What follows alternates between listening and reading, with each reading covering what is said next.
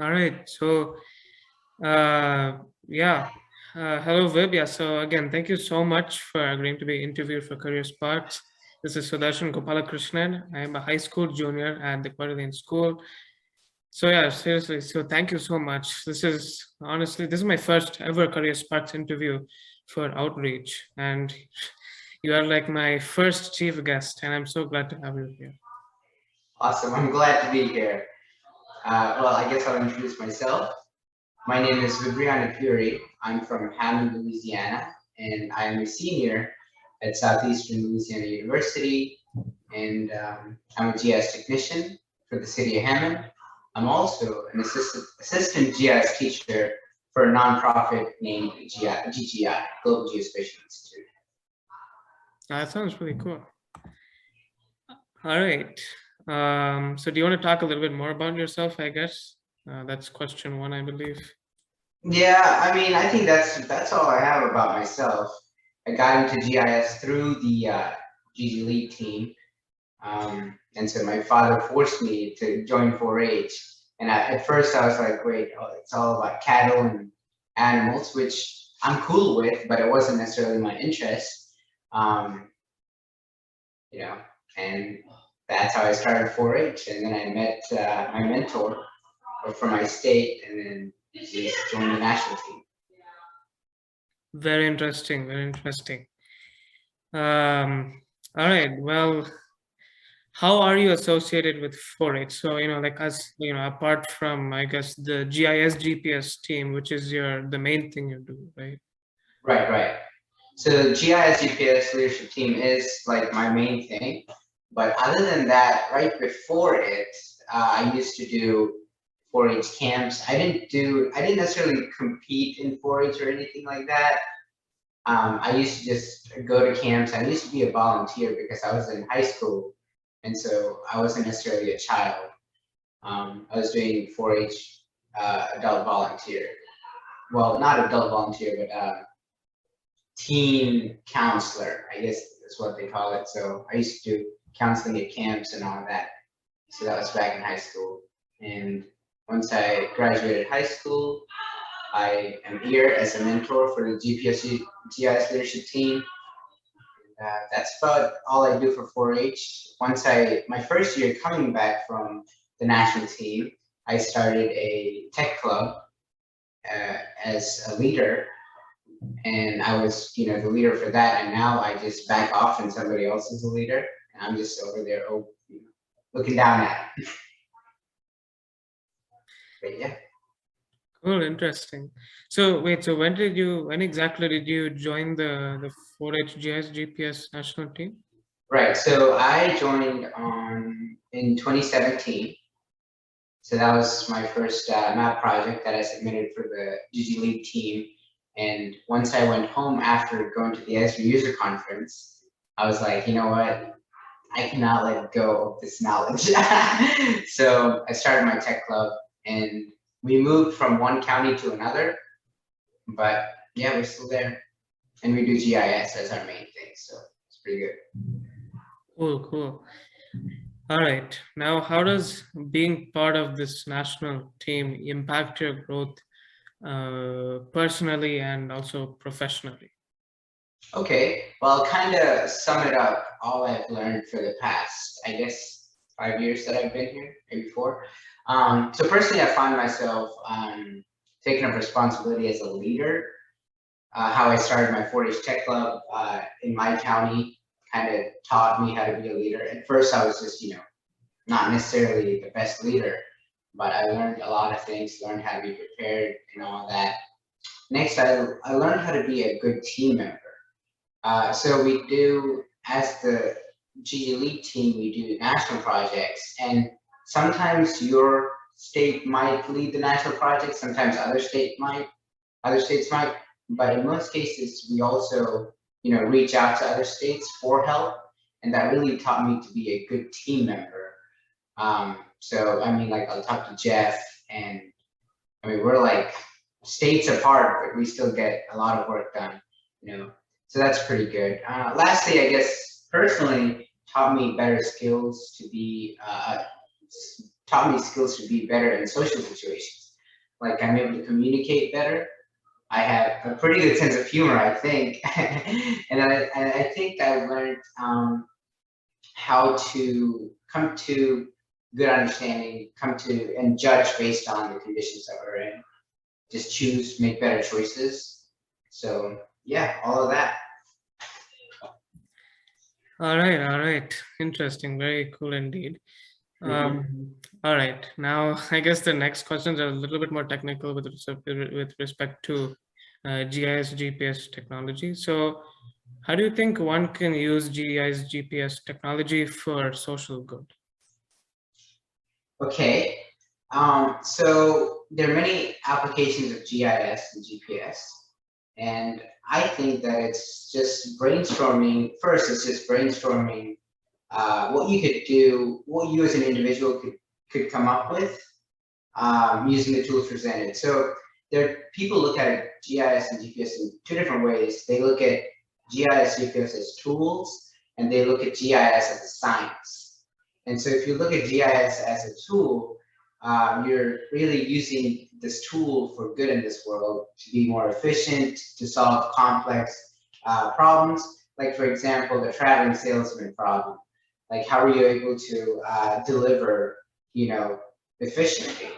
And then if you're really looking at GIS as a science, you're not just looking at something that's temporary, like the travel salesman problem.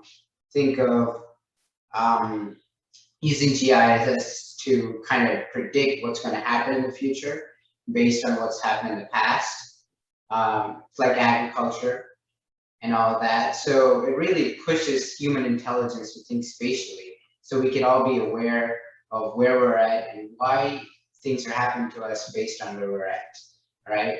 I think this is very helpful when working towards social good and overall the future of the human race. Okay, interesting. Have you worked on any such projects? Maybe just give a list of projects you've worked on with respect to GIS GPS. Okay, yeah, so I've worked on a couple of projects, and I guess we'll start from the beginning. My first ever GIS project was for the national team, which was just analyzing crime due to Hurricane Katrina so just looking at pre-Katrina and post-Katrina and looking at the crime, crime statistics on a map, so we can really pinpoint where people were, doing the most crime at the time of a hurricane. Next, moving on, our next project was determining if the sidewalks in our city were ADA compliant. So people who are on wheelchairs, mothers with strollers, and because they're all in downtown, we're trying to make sure that those people are able to get to where they need in downtown, without any problems. So we were just going around looking at sidewalks and visually just saying whether they were compliant, not compliant, or they were in the middle and they just need repair. Our next project was Urban Heat Island. So this was analysis, the heat index analysis. We were looking at roof covering. We were looking at concrete structures such as parking lots. And then we were also looking at vegetation, trees. And so we were just trying to look at how much, like in a certain area, how much, like what's the heat index based on the structures. Just looking at kind of the area that the trees cover, and then the concrete structures, and then the roofing, kind of coming to an analysis on that, conclusion on that side. Our next project was surveying healthy food choices around our towns and cities. So we started with creating a survey 1, 2, 3, where people could just go and plot a healthy food source that they know of. And so that was kind of the start of this healthy initiative. Although the team has been working on healthy initiatives since 2014, and maybe prior to that, but so we started with the survey 1 to 3, which is GIS application, and then we moved on to creating a dashboard for it. So we could just present the dashboard wherever we go instead of people having to look at the survey 123 and not look at the map. And then after, after I graduated high school, I also started working, and I kind of, like I said, became a mentor of the team and not necessarily a child. I also started working in the city of Hammond, and my GIS skills that I've got from the GGLE team really helped in doing these couple of projects that that we needed to do during the hurricane. So we just had the hurricane. This is on August 29th. We had Hurricane Ida that hit Louisiana, and the eye of the storm kind of went through our city, so it made a lot of damage. So a couple of projects that we did from that was tracking debris removal post-hurricane. So right after the hurricane, we went around, we used the Quick Capture app, and we were just tracking where all the roads that we were covering. We were videotaping and making sure we were covering all the roads. Next, we were making real-time GIS dashboards that update on the fly. We were doing assessments for structures that were flooded or that got damaged from wind and all of that. So those are a bunch of maps and projects that we created. Yeah, a lot. Yeah, those sound very, very interesting for sure. I'll definitely have to think about those projects. Yeah, those sound really, really cool. All right, so in terms of creating community maps, mapping all of the data and all that. So what exactly are the tools that are used to create these maps? Okay, that's actually a really good question, because now we're kind of looking at GIS as more of what tools come out of GIS. And I feel like Esri really puts out a good bit of tools. So we have Survey 123, which we use, which is like Google Forms really, but just it adds the geographical aspect to it. And it's pretty straightforward. You send somebody the link and they fill out the survey and you're good. And then we use dashboards to present the data in a way that people find it really pleasing to see. Plus, dashboards really have you show the map as the most important feature, and then around it just some widgets that show, a couple of numbers that people really want to see. Like, for example, the coronavirus dashboard. You've probably seen it by the Johns Hopkins University. So that's a great example of what a good dashboard must be. And so that's a really good use of a dashboard. And then people use desktop applications because ArcGIS Online cannot run huge data sets. If you're going to run, I know you said, what tools you're going to create for community maps. So you could usually create all the maps that you would want in ArcGIS Online, because community maps really don't have a huge data set because it's small. But if you were running some of the national data sets, you'd have to use ArcPro or the old ArcGIS desktop, which is ArcMap. But yeah, so those are the couple of tools that we use. And of course, Quick Capture, which is also just one of the other tools. Cool. Yeah, though I think those sound like really important tools for mapping. So, all right. Now, so do you need to have any programming basics to understand the GIS GPS technology?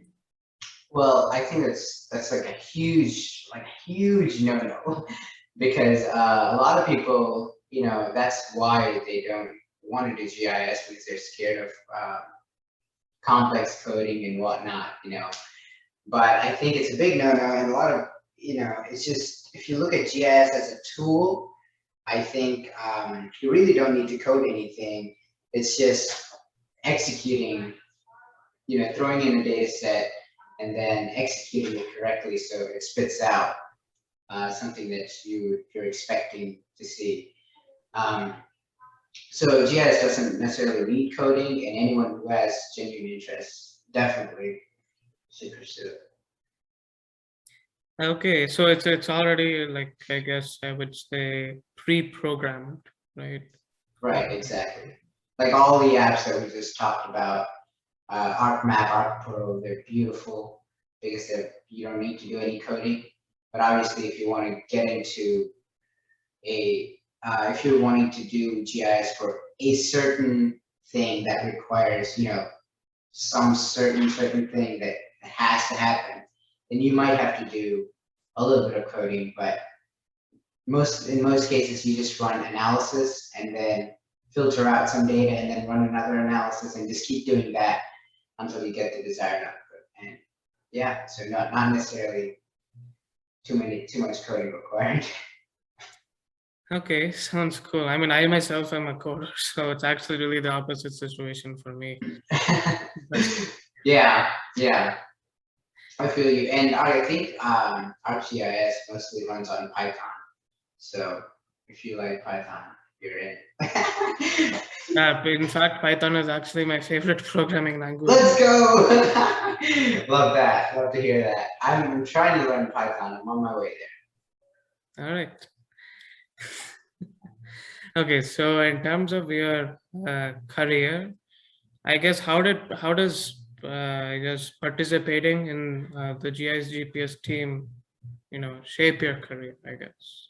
And I think we talked about this a little bit already, but just Yeah. uh, Yeah. Cool.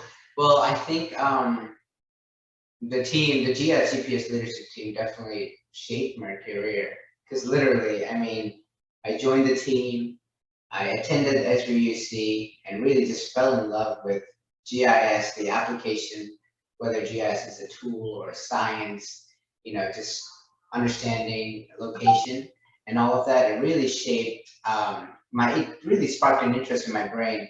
And then now I'm working for the city of Hammond doing GIS. I also teach GIS for middle and high school students. So I feel like the national team really just shaped me to doing GIS. And I feel like I'm in a good spot because I go to college, I also pay for college, no need for student loans, and I'm just doing okay. So, yeah. okay, cool. So now, what is, I guess, your advice for youth members who want to join the GIS GPS team? Okay. I think for those of you who want to join, and a lot of youth are really scared to join because it's a coding question that we've asked before. Because not everyone wants to be a coder or anything like that. But I think it's really just a leap of faith, and really just I think it's something that you have to apply to any part of your life, which is just going in and trying it out before just judging, and saying that it's hard. Um, Really, it's just jumping in and trying it out. And if you don't like the national team, don't like GIS, you're welcome to just peace out. But really, I think you'll find a good family here, and if you do join the team, because we're very helpful, pretty straightforward, and we can help you problem solve. But it's not like we're gonna give you all those books and then just expect you to like learn GIS by yourself. A lot of people on the team don't necessarily know GIS, like as complex GIS. When I say that, I mean like a lot of people don't necessarily know how to create maps on ArcMap and ArcPro and then run analysis, but you don't necessarily need to know all of that. You might just be the one coming up with ideas. But yeah, that's it.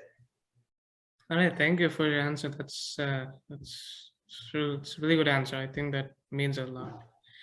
Um, all right, so this is the last question. So, what can one do using GIS technology to fight specifically food insecurities? I think that's a great question. And I think personally using GIS as a tool to currently just survey what we're doing, what the status of our current status of where we're at with where we have our restaurants, where we have healthy food choices and all of that is a great start. And then really using GIS to predict, or really doing location-based analysis to, how do I say this?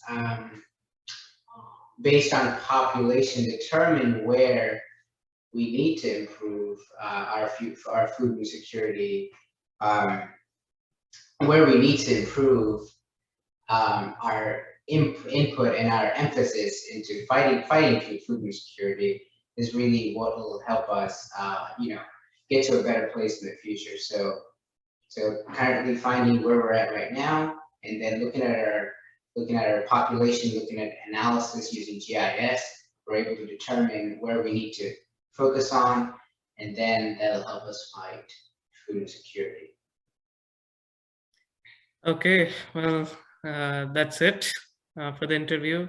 So yeah, thank you so much for giving me the opportunity to interview you. You were definitely very insightful, and I think I learned a lot about you and also from you. So thank you so much. So thank you, Sudharsan. That was awesome. I love the questions, and it was pretty deep. Thank you. Okay, I will just quickly stop the recording.